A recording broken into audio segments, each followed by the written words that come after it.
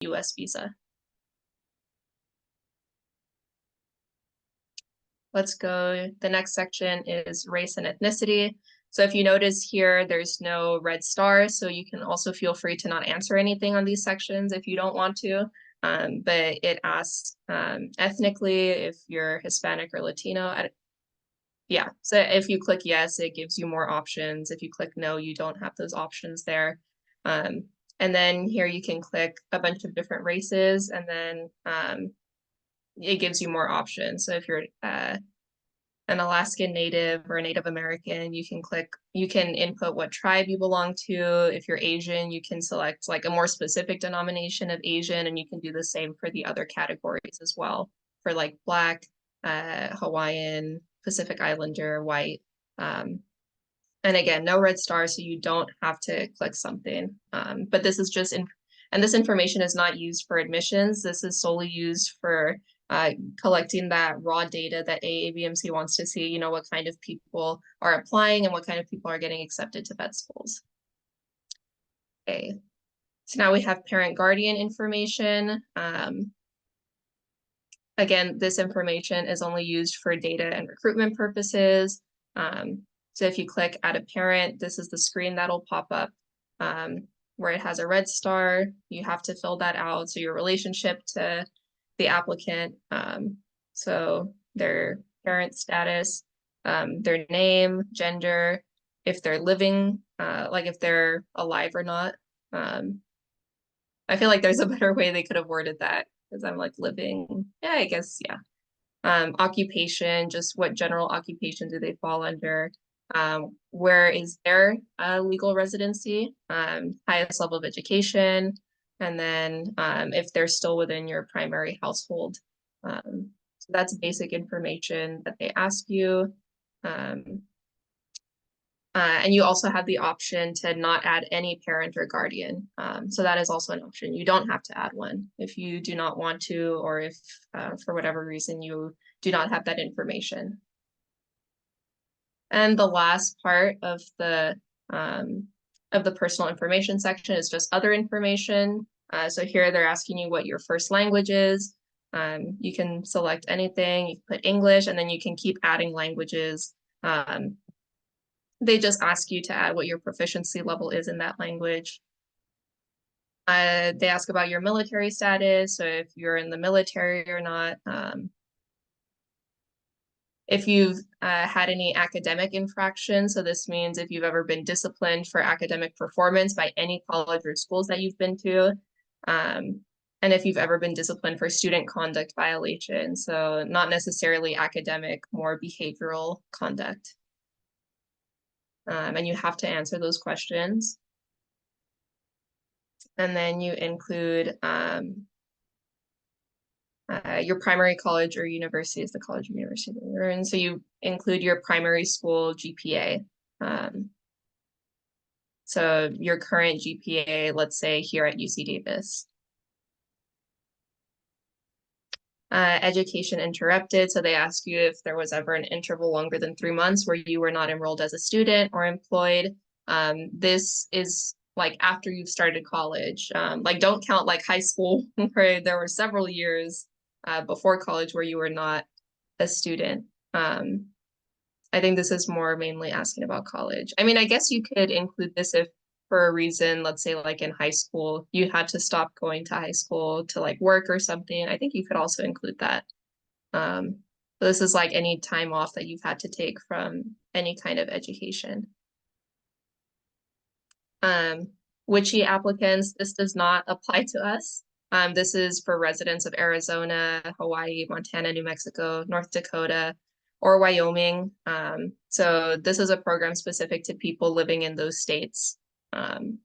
So unless you are a resident from those states, then you would click yes. But if you're not a resident from those states, you're a California resident, which is most of you, you would not be clicking yes. And then this question is optional. Have you previously applied through VMCAS before? Let's say yes or no, up to you. And then if you say yes, it'll ask you like when you applied.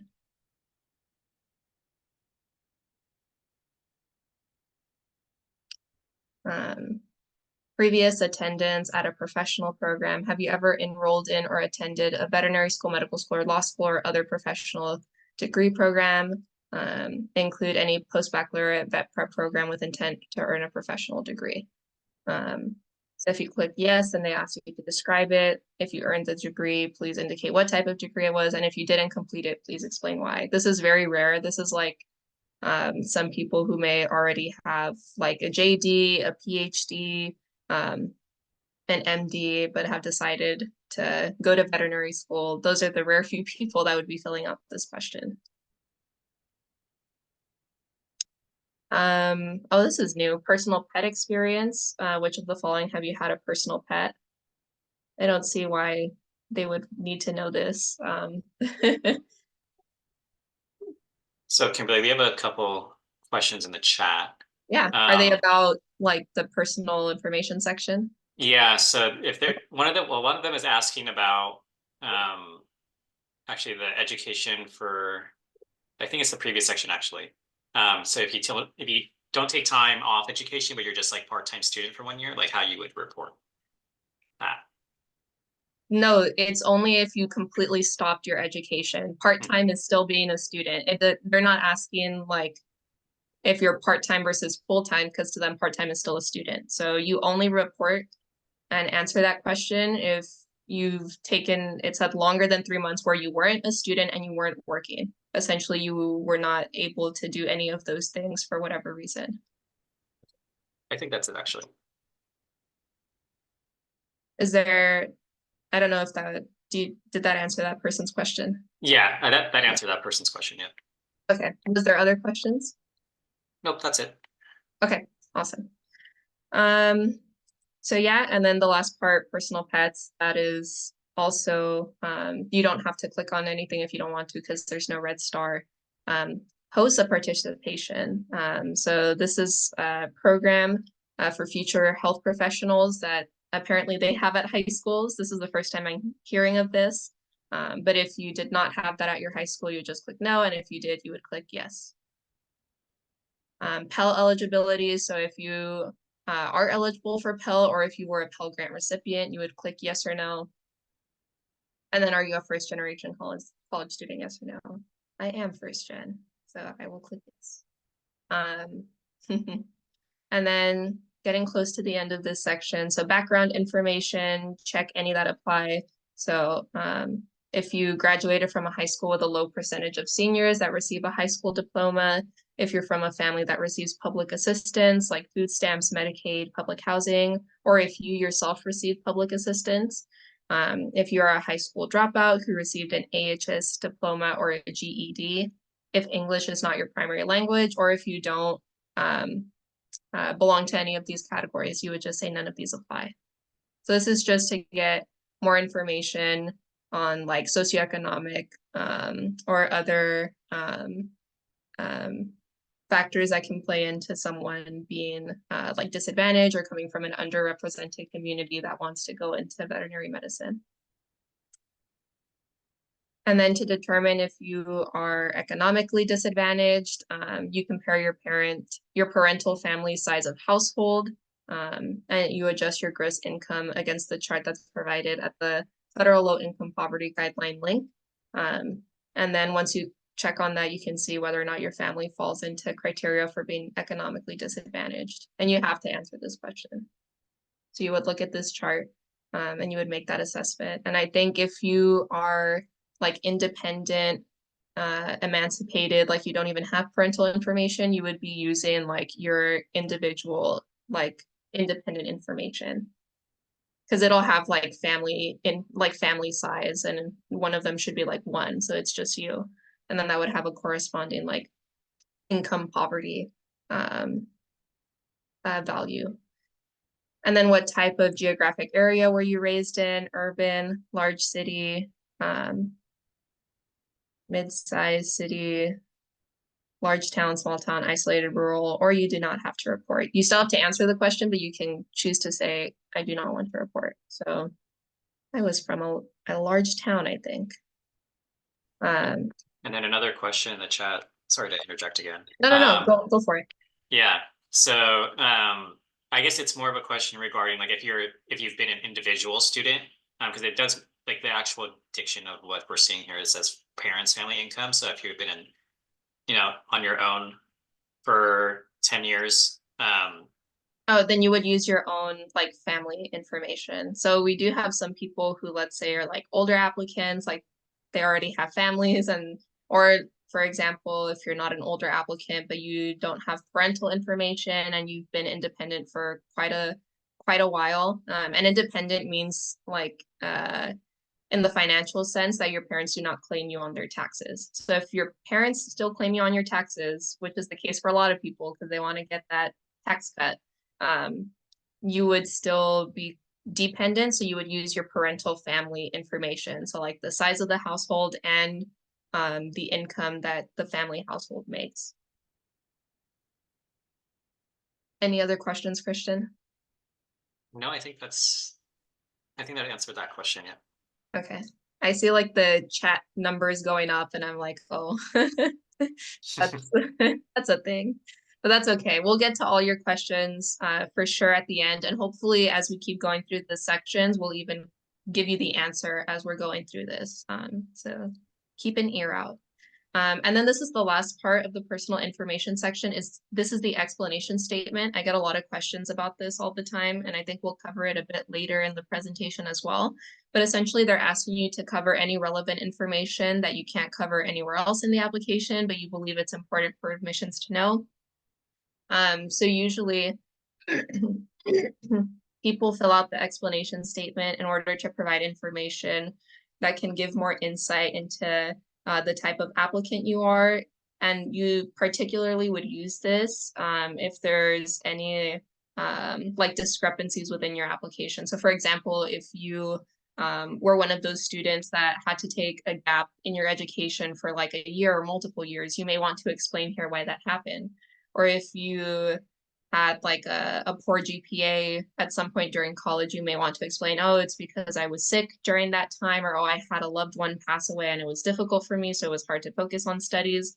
Or if you lived in an area where there's no like veterinary experience, you could talk about how that's why you have a limited number of veterinary hours. So you definitely want to, you don't have to use this statement. Not everyone would be filling this statement out, but if you feel like there's a part of your application that you want to explain, whether it's like poor grades or not enough vet hours, not enough access to diverse vet opportunities, things like that, you definitely want to explain that in your application, because if you don't explain that, admissions committees lose that insight and they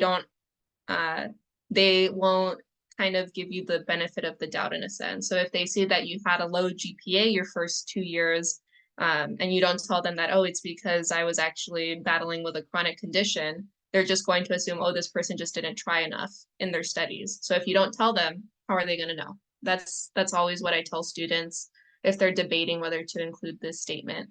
And I know a lot of students have told me they don't like it because they feel like they're complaining about like the situations they've been in, but please don't see it that way. The whole point of this is to give them insights. So if you feel like there's been some barriers or challenges that you've had, and that those are definitely reflected in your application, you want to make sure to explain the circumstances around that so that they can get a better picture and say, oh, okay, this is why this person has a lower GPA. It's because they had to work to support their family during college. So those are things they want to take into consideration to get a better picture of who you are. Nice. So yay, we're done with the first section of the application. I feel like that one's kind of the longer one. So now I'll go ahead and move on to academic history. I'm sure we're going to get a lot of questions here.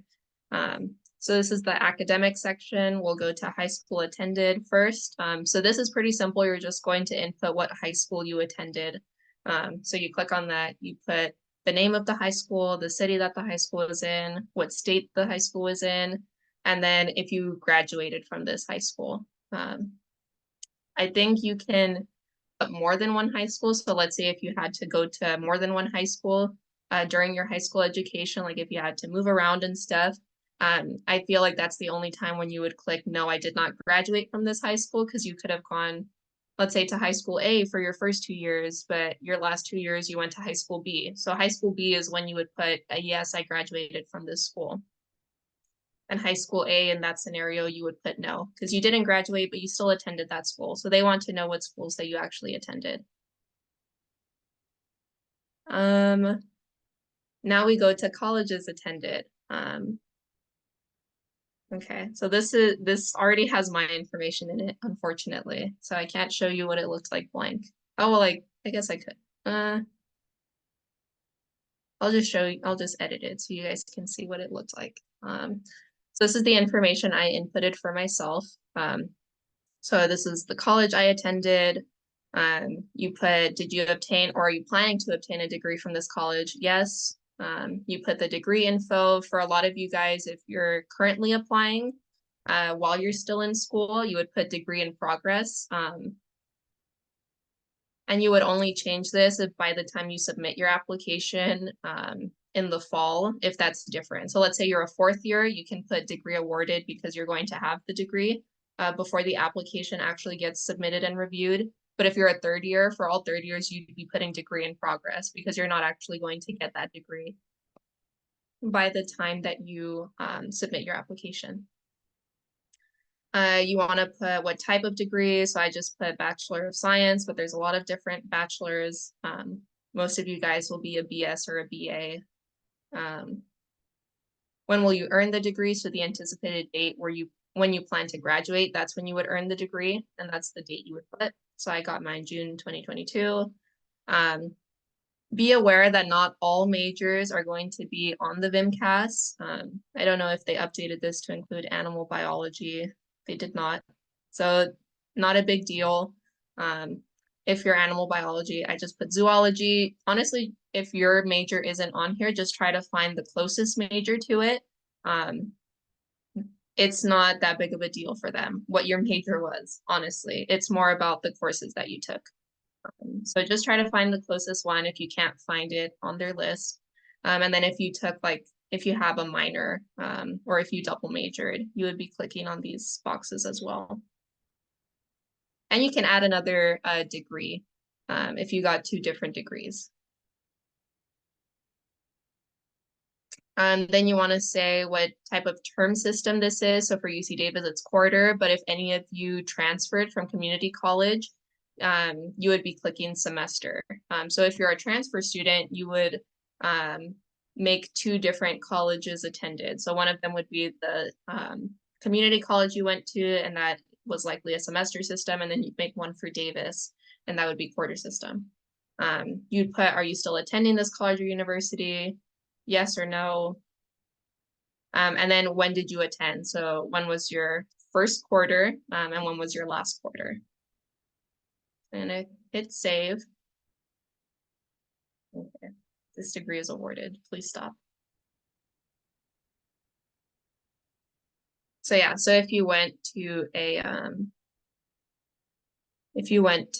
community college, you would just add another one. And then once you're done,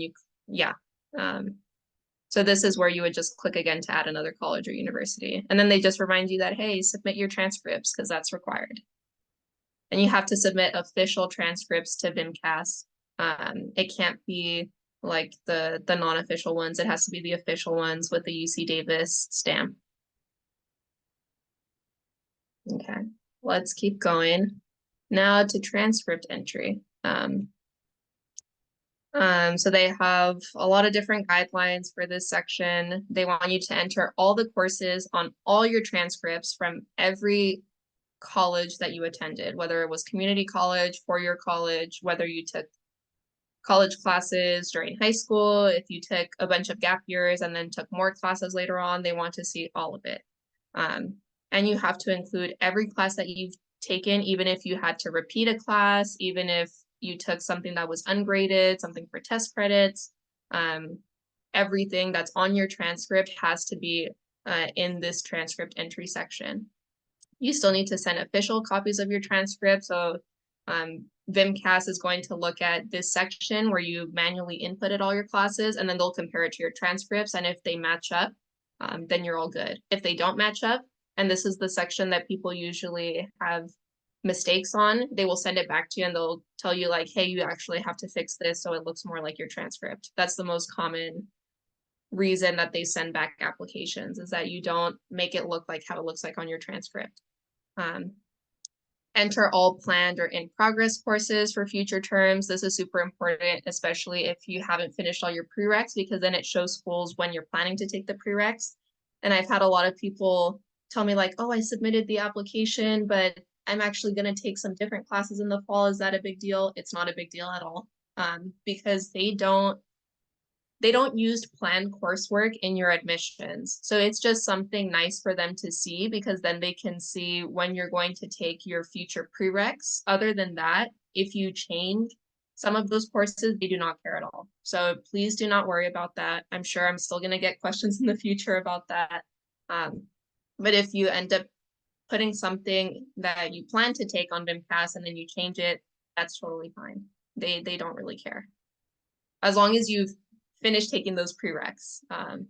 That's the one thing they do care about, that you finished the prereqs and that you got the minimum grade, which is usually a C or a C minus, depending on the school. You need to enter the courses under the institution that you took them at. So you'd have one for UC Davis and maybe a different one if you went to like a community college. Definitely include dual enrollment courses that you may have taken during high school. List any transfer credits. So VMCAS does accept like AP and IB credit. You would just put it as what the corresponding credit would be for where it transferred over to. So I know some people as freshmen, they'll have like AP credit and it says like, oh, AP bio, that credit translated to like Biz 2A. So that's how you would input that transferred credit from AP, is what did it transfer to in terms of a community college or a four-year college class. Yeah, Christian? Yeah, so we have quite a few questions in the chat. I knew it. So let's see. So we'll start. I was able to answer a couple of them, but I think this is a good time to just stop and answer a few of them since we're here. So we have one of our first question is, should they be including community college classes from high school, even if they did, even if they withdrew from those courses? Like they never got a grade. Yeah, I think because there's like that time frame where you can withdraw from the course without a letter. Then no. Okay. No. You only include classes like if you can get a transcript from that school and it has those classes on it, then you would include it. So that's kind of like the rule. If you went to an institution and you can get a transcript from them, you include everything on that transcript. If you pulled out of a class, like within the withdrawal time and it's not on any transcript anywhere, then you don't have to include that. It's only classes that you took. Okay. And then next question is, if they dropped a course during freshman year, should they still include it? If it's on your transcript, you would include it. If it's not on your transcript, you do not have to include it.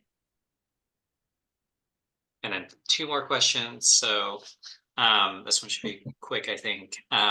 They're just asking, when is a good time to send in the transcripts? If they should just wait until the end of spring semester. I would wait until the end of spring semester.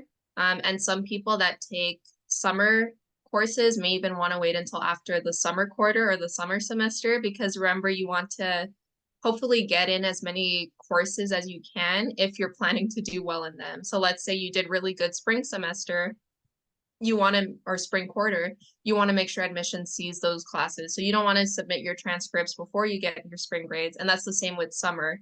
However, with summer, you do have to be careful, especially if you're doing like summer session 2, because you're going to want to check to see when those grades would be in, because sometimes they may submit grades around like late September or like too close to the deadline. And in that case, I might not risk it unless it's very nuanced. The only reason I would risk that is that if you took a prereq during that summer session 2 and you need to have taken that prereq to meet the minimum like prereqs that you need at the time of application. So let's say UC Davis, they say you can only have 3 to 4 outstanding classes at application. Let's say you had to take physics or something so that you could still be within that range, then I would try to wait. Because if you don't have that last prereq for their policy, then they won't even review your application. So it can be pretty nuanced, but in general, for most people, you definitely should wait for spring grades to be put on your transcripts before you send out your transcripts. And then if you took summer courses, you're going to have to estimate when you're going to get those grades back to see when you can submit your official transcripts. Okay, and then just this one's more like a data entry thing. So like what, because we'll talk about it. So when inputting your courses, I think because they're talking about being a transfer student, I'm assuming. So do you input it as the community college class or the Davis class that it corresponds to? So like if you took the equivalent of Biz 2A at community college, like do you report the Biz 2A or do you just report the course from community college? Let me see.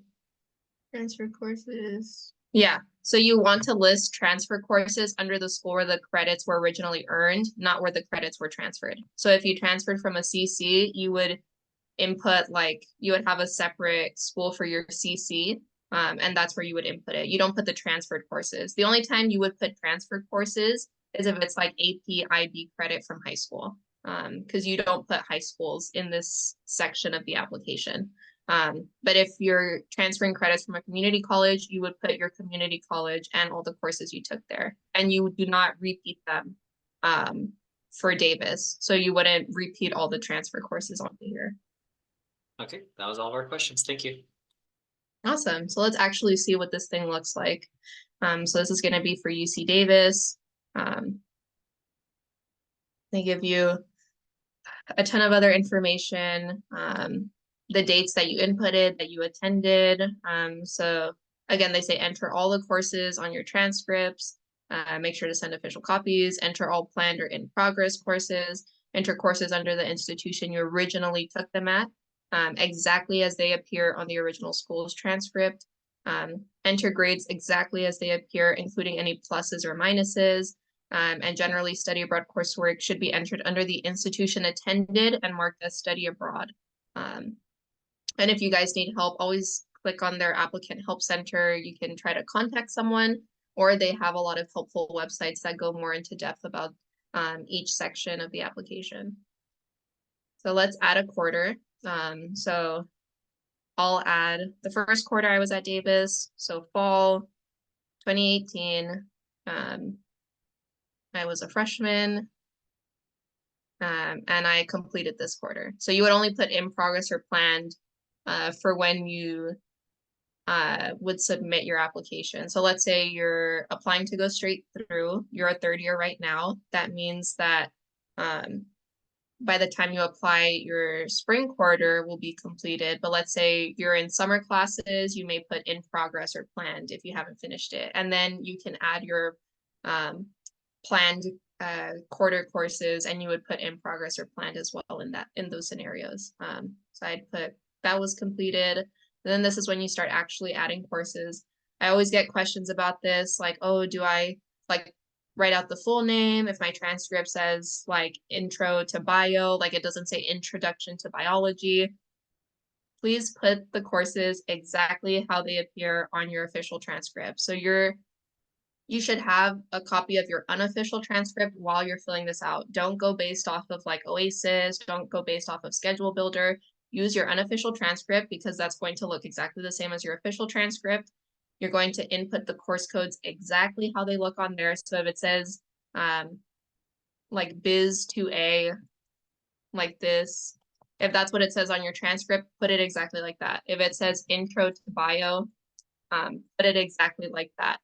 Because I know a lot of times like the names will cut off or the course code might be a bit different. Like maybe there's like a space in between, or maybe there's like 2 zeros in front of the 2A. Exactly how it looks on the transcript is exactly how it should look when you're inputting it here. So these two parts for sure have to be exactly the same as your transcript, because if you put something slightly different, it makes it difficult when VMCAS is verifying it, because they're like, oh, these two things aren't matching up. It's not exactly like the transcript, and then they'll send it back to you if you have enough of those errors. And then you'll put subject. Again, they may not have every subject that's related to what you took, but just try to find whatever is the closest. Here they had biology, but you know, if you took a class and you're like, oh, I'm not sure if it counts as this or this, just use your best judgment and try to put whatever is closest to that class. And I usually tell people to go based off of the course title. So if the course title was like animal behavior or something, and they only have like behavior. So let's pretend they didn't have animal behavior. All they have is behavior. So someone could say, do I put it under behavior? Do I put it under animal science? Either is fine, honestly. But if you want to be more close to what the title says, I would probably go with behavior. So again, use your best judgment. Credits, you want to go ahead and input how many credits you received. And this is like if you had any like a fourth of a credit, half a credit. I'm not sure where they get these values from, but the main one most people use is the whole number credit. And these would be, the credits would be based on the system from the school you're using. So if it's a community college, it's likely semester hours. If it's UC Davis, it's quarter hours. So let's say Biz 2A, this was 4 quarter credits. And then you would input what grade you got. Let's say I got a B+ on it. And then this is the corresponding grade that VMCAS would give you. So if your school was more like numbers based, so if I had put like an 80, they calculate the corresponding grade. So that would be a B to them. Okay, and then you click save. And then you can just, and this is how it'll look when you save it. And you can always go back and keep adding the courses. But once you submit your application, you can continue adding new coursework, but you can't edit any old coursework. So just keep that in mind. Okay, and then you would just keep adding quarters until you add every single quarter or every single semester of the school you attended. This part of the application is very long and tedious, so I really recommend to people to try to complete it in small chunks throughout the year, so that they don't leave this section until the very end, because it can be pretty long, and if you have questions, you want to make sure you have time to come to HPA and ask questions. Okay, I think we're doing pretty good. I think this might be a good spot to take a break, to give you guys, you know what, actually, let me cover standardized tests really quick, because that one's pretty fast, so we can just finish this section, and then everyone can take a 5-minute break to use the restroom or get some water, okay? Okay. Standardized tests. So these are the different standardized tests that you can include on the VMCAS. You can also add one if it's not listed on here, and this is going to vary depending on the school you apply to. I think maybe even Casper. No, Casper is not on here. So those are the only 4 you can add, is the GRE. I believe this is for I know this one is for international students. It's like an English assessment. And then the MCAT. I'm not personally aware of what vet schools require MCAT, maybe some international ones. I don't think any US ones. And then the GRE. So please double check on the websites of the schools you hope to apply to if they require the GRE. As we previously said, most vet schools have phased out the GRE, but I think there's still a very small handful, I want to say 5 or less, US vet schools that still require the GRE. So just double check to make sure for this year that the GRE is no longer required. And then if you don't have any scores to submit, you would just click, I'm not adding any standardized tests. And then if you change your mind, you can always add it again. Okay? Nice. So we'll take our 5-minute break right now. We'll get started at like 10:09 or 10:10. Yeah. Thanks, everyone.